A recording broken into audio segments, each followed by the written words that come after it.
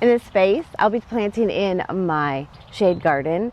Things that I want to encourage you about in the shade garden: you can buy one plant a year, let it take root, and then next spring it will look even better than when you originally planted.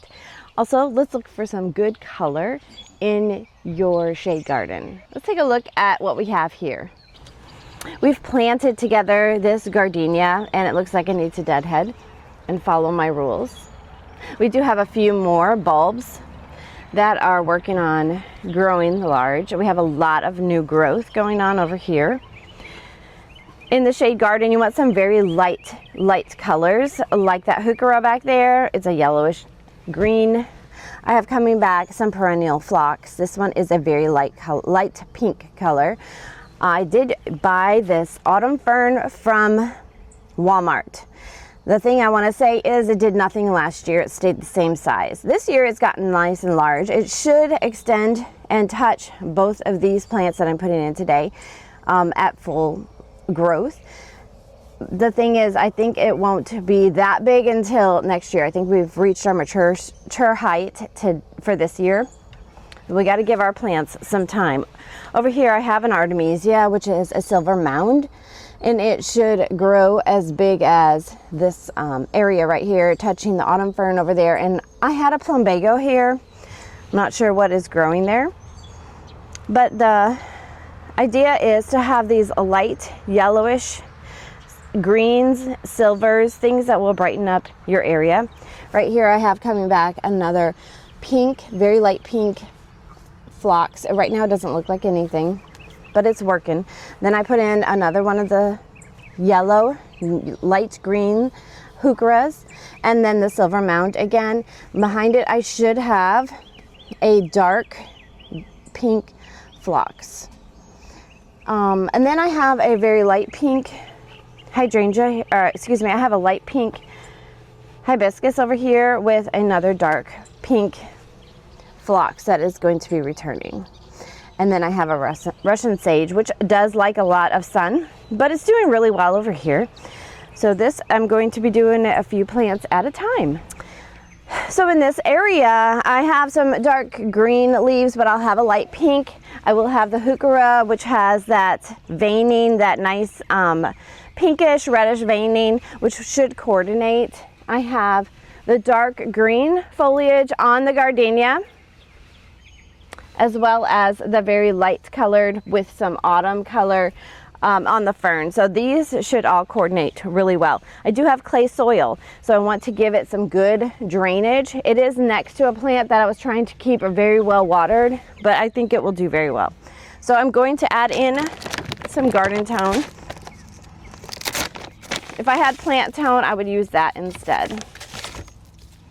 But it has the biotone in it. This garden tone does, for the roots. This one is called Indian Summer Eternal Flame. It's so pretty, so bright and cheerful.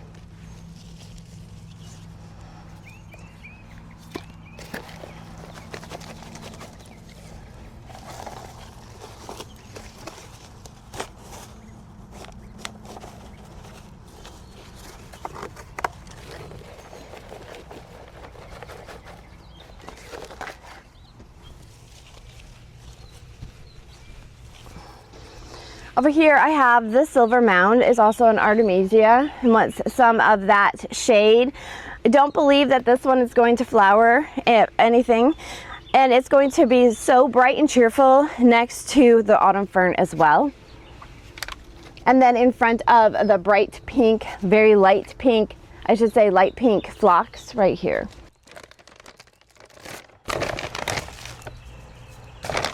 And every time that you're using garden tone or one of the Espoma tone series, you are providing the biotone, but also you are reworking your dirt.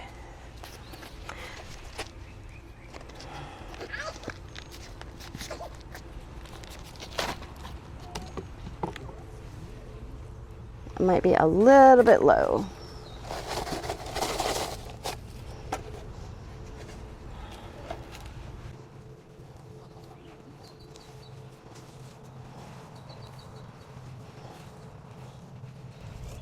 This is my cat, Sasha. How many of you have animals that come and join you when you garden? But look how pretty that's going to be. It's going to mound up.